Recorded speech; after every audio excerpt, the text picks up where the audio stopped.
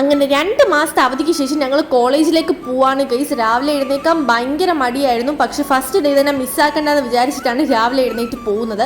നല്ല വെയിലുണ്ടായിരുന്നു, കൊടയൊക്കെ ചൂടിയിട്ടാണ് കോളേജ് എത്തിയത്. ഞങ്ങൾക്ക് ക്ലാസ് ഏറ്റവും മേളിലായിരുന്നു ഗൈസ്. അപ്പോൾ വന്നപ്പോൾ തന്നെ വേർത്തൊരു പരുവായി. പിന്നെ എല്ലാവരെയും കണ്ട് ഹായ്ക്ക് പറഞ്ഞു, കാരണം 2 മാസത്തിന് ശേഷം വന്നതാണല്ലോ.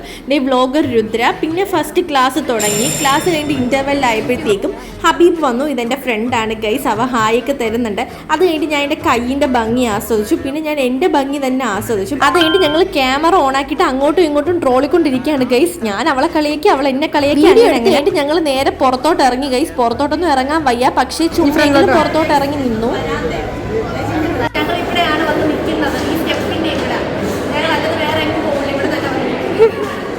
പിന്നെ സംസാരിച്ച് ഞങ്ങൾ താഴേക്ക് ഇറങ്ങി. ഇതാണ് ഗൈസ് ഞങ്ങളുടെ ക്യാൻറ്റീൻ.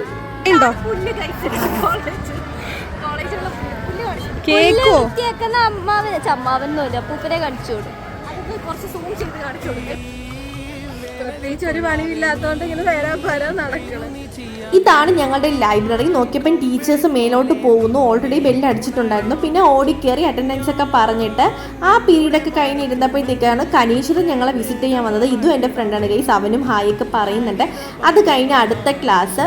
ഫസ്റ്റ് ഡേ ആയതുകൊണ്ട് വലുതായിട്ട് ആരും ഒന്നും പഠിപ്പിച്ചിട്ടൊന്നുമില്ല. പിന്നെ ഞങ്ങൾക്ക് 5th സെമ്മിൻ്റെ എക്സാമും ആവാറായി. ഇഷ്ടപ്പെട്ട ലൈക്ക്, ഷെയർ ആൻഡ് സബ്സ്ക്രൈബ്.